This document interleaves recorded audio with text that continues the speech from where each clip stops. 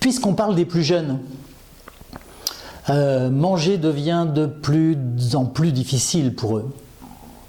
Alors tout d'abord, ils découvrent des trucs un peu bizarres. Il faut tuer des animaux pour les manger. Évidemment, ils trouvent ça effroyable. Alors ils disent même les escargots. Bah ouais, les escargots, faut les tuer pour les manger. Hein. Alors c'est vrai que bon, c'est pas toujours évident d'expliquer que d'abord on ramasse les escargots, on les met dans un filet, là ils dégorgent une première fois, puis au bout d'une semaine de jeûne, ils ont chié, bavé un peu partout, on les sort de leur coquille, on coupe un bout un peu dégueu de leur intestin, on les met dans le sel afin de les faire terminer de dégorger. Dégorger, vous savez, façon je rejette les derniers excréments, et puis enfin on les met dans l'eau bouillante. Alors honnêtement, à ce stade, ou aux différents stades que je viens de vous citer, je ne sais pas s'ils sont encore vivants, ou pas, voilà, je sais pas. Et puis on les remet dans la coquille avec un peu de beurre et d'ail, c'est super bon.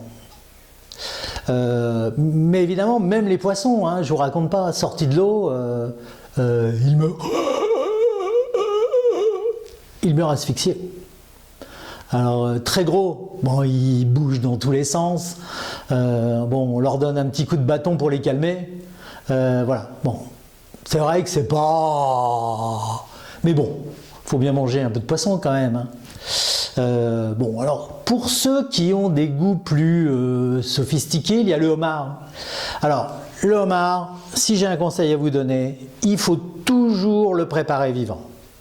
C'est bien meilleur. Parce que sinon, vous le mettez dans l'eau, vous le mettez au congélateur, enfin des trucs à la noix, il va perdre tout son jus à la cuisson. Donc, c'est simple, un petit couteau pointu, dans la jointure, entre la tête et la queue, et aussitôt, vous le découpez. Et hop, sous le grill. Avec un peu de beurre, du persil, éventuellement un peu d'ail, vous flambez au whisky, c'est super. C'est très bon. Il y a l'huître hein, aussi, qui est un produit de luxe hein, quand même. Enfin de luxe non, mais qui est quand même très bon. Alors elle, on la mange vivante, l'huître. Les spécialistes conseillent de légèrement la croquer car certaines huîtres pourraient décider de remonter l'œsophage pour ressortir. Non, je plaisante, hein, évidemment. Alors, pour la viande, nos compatriotes musulmans mangent halal, c'est-à-dire qu'ils tuent l'animal vivant. Nous, chrétiens, on le tue déjà mort. Bon, c'est pas facile d'expliquer la différence, mais il y en a probablement une. Pour les canards gras, ah oui, je vous ai pas dit, pour les préparer, le mieux, c'est vous les électrocutez, 16 000 volts, ils sentent rien. Bon, avant, évidemment, ils sont un peu énervés, parce qu'ils se doutent bien que, pendus par les pieds, il risque de leur arriver quelque chose. Mais bon, c'est quand même très rapide. Et puis, on leur coupe la langue pour que la bête se vide plus facilement de son sang. C'est plus pratique et puis ça vide bien le sang, ça évite toute contamination. Non, c'est bien. Puis après le sang, vous le récupérez, hein, donc c'est sympathique. C'est un peu comme le boudin noir, hein, vous savez, le boudin noir antillais, c'est très bon et c'est tellement simple à faire. Hein. Un peu de sang chaud, de porc, avec de la gorge, des oignons et des épices. On coagule l'ensemble. Si vous voulez avec quelques transglutaminases, c'est bon et c'est plein de fer. Alors pour les tripes à la mode de Caen ou d'ailleurs, je vous parlerai de la préparation des caillettes, panses et feuillets un peu plus tard. Bon, c'est effectivement bon. D'abord, le premier principe pour les tripes, c'est de bien nettoyer, très très bien nettoyer. Ça c'est important. Si on veut pas.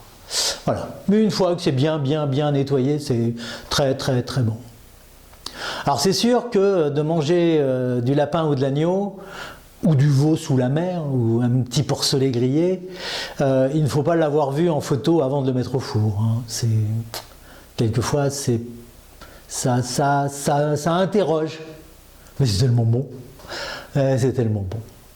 Alors, pour tous ceux qui s'offusquent, hein, évidemment, de ce que je dis, mais bon, c'est la vie. Enfin, pour eux, c'est la mort, mais bon, pour nous, c'est bon. Je rappelle que la carotte ou les plantes et les légumes ont des spermatozoïdes et des ovules. Hein, alors donc, il faut que vous pensiez qu'ils sont quand même un peu dans notre règne sur cette terre, hein, animale ou végétale. Hein. Donc, il faut que vous pensiez que lorsque vous mangez des carottes, pensez aux baby-carottes, par exemple. Donc quand vous mangez des carottes, celles-ci ne pourront plus grandir hein, normalement sous le soleil bleu des lampes halogènes. Ah, quelle tristesse. Vous rappelez le poète qui parlait si bien du cri de la carotte le soir au fond des bois. Alors c'est sûr que de la perspective où on se situe, bon, c'est sûr que certains jeunes préfèrent devenir anorexiques. Bon. Nous, de notre génération, on ne l'est pas. On ne l'est pas, on aime bien la vie. Voilà. On aime bien manger. Alors, pour les plus jeunes, effectivement, il y a des expériences. Hein, on cite un Indien de 82 ans qui s'appelle Prahlad Jani. Qui affirme ne pas avoir mangé pendant 70 ans. Bon, c'est peut-être la solution, l'ascétisme hindou. Voilà, je conseille aux plus jeunes d'envisager cette voie. Bon. Et sinon, nous, génération d'avant, eh bien, nous continuerons de nous sacrifier sous l'autel des 3 étoiles au guide Michelin. Bon. Plus tard, je vous reparlerai de l'alcool également qui fait des ravages. Mais bon, à boire avec modération, hein, pardon, évidemment. À très bientôt.